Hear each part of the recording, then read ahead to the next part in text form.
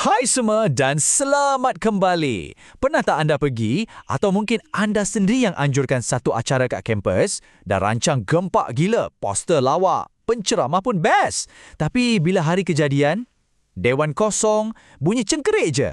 Hari ni kita nak jadi detektif dan siasat satu misteri yang selalu sangat jadi kat mana-mana kampus. Persoalannya mudah je. Kenapa acara yang dah dirancang elok-elok, las-las kerusi juga yang banyak? Benda ni bukan setakat buat penganjur rasa frust, tapi ia buat kita terfikir, apa sebenarnya yang tak kena? Apa yang pelajar betul-betul nak? Jom kita bongkar misteri ni sama-sama. Okey, jom kita mulakan siasatan kita. Dalam bab pertama ni, kita akan anggap kes ni macam satu fail misteri yang perlu diselesaikan. Misteri acara sepi di kampus. Macam mana-mana detektif yang bagus, kita perlukan bukti dan data kan?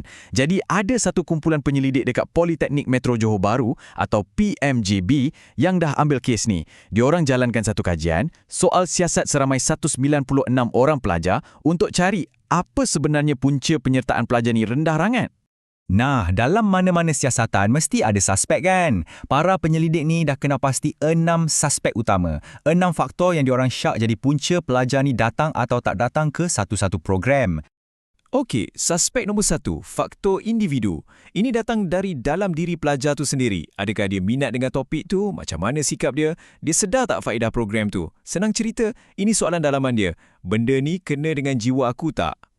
Seterusnya, suspek nombor 2, faktor sosial. Yang ni kita semua boleh relate. Pengaruh kawan-kawan ni kuat betul kan?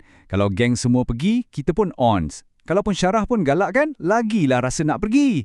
Jadi pengaruh orang sekeliling ni memang memainkan peranan besar. Suspek kita yang ketiga, logistik. Ini pasal benda-benda praktikal. Program tu buat pukul berapa? Kena dengan jadual kita tak? Lokasi pula kat mana? Jauh ke? Senang tak nak pergi? Kadang-kadang, niat di hati tu memang nak sangat pergi. Tapi kalau logistik tak cun, memang boleh potong steam. Okey, sekarang kita masuk ke suspek yang lebih mendalam sikit. Psikologi. Ini semua tentang persepsi. Sebelum buat keputusan, pelajar akan timbang tara dalam kepala dia, program ni relevan tak untuk aku? Nampak macam best ke? Seronok tak agaknya? Apa aku dapat kalau aku pergi? Ini semua kira-kira yang berlaku dalam minda dirang. Suspek kelima kita pula ialah personality. Ini pasal karakter pelajar tu sendiri. Adakah dia ni jenis yang extrovert, suka jumpa orang, suka benda baru, ataupun dia lebih introvert, pemalu sikit? Tahap keyakinan diri dia macam mana? Ini faktor dalaman yang tak boleh diubah sekelip mata. Dan akhir sekali, suspek keenam, pentadbiran. Yang ini pula datangnya dari pihak penganjur atau pihak politeknik itu sendiri. Macam mana diorang promote acara tu? Gempak ke tak? Ada bagi apa-apa ganjaran tak? Macam merit ke? Penganjuran tu sendiri teratur ke kelam kabut? Ini semua faktor luaran.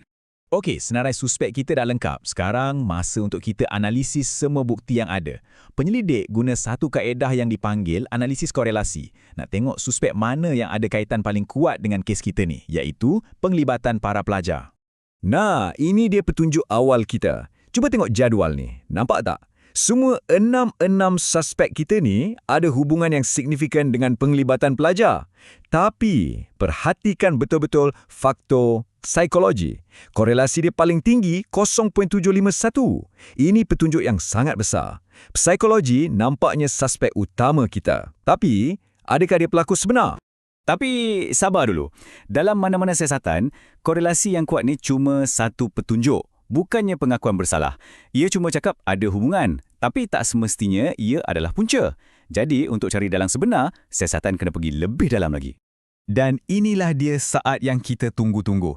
Pendedahan besar. Lepas buat analisis yang lebih mendalam, para penyelidik kita akhirnya berjaya bongkar misteri ni. Diorang jumpa bukan satu, tapi 2 punca utama yang sebenar. Dan inilah dia keputusannya. Jadual ni mendedahkan segala-galanya. Tengok tu, faktor individu, sosial dan logistik. Semuanya didapati tidak bersalah. Diorang tak signifikan.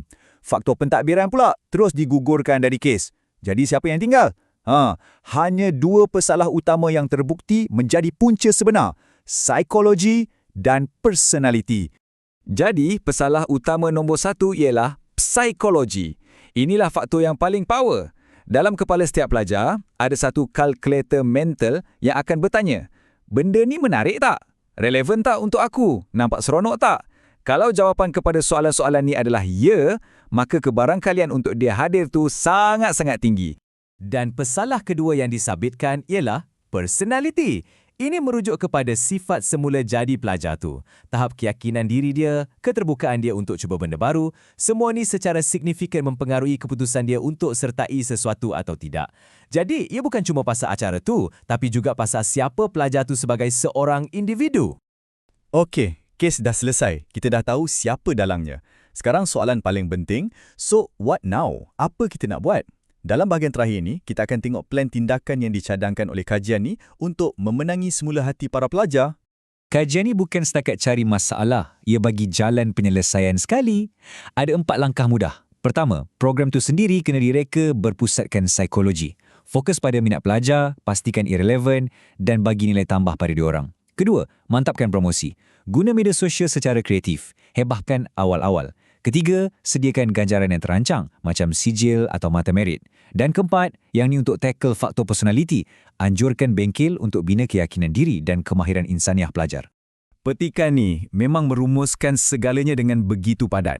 Matlamat kita sebenarnya bukan setakat nak penuhkan dewan, tapi untuk penuhi keperluan pelajar tu sendiri, keperluan untuk mereka berkembang, berhubung dengan kawan-kawan dan juga untuk berseronok.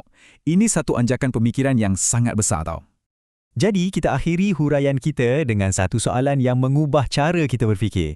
Mungkin dah tiba masanya kita berhenti bertanya macam mana nak penuhkan dewan dan kita mula bertanya macam mana kita nak penuhi keperluan pelajar. Sebabnya mudah je. Bila pelajar rasa keperluan mereka dipenuhi, dewan tu akan penuh dengan sendirinya. Fikir-fikirkan.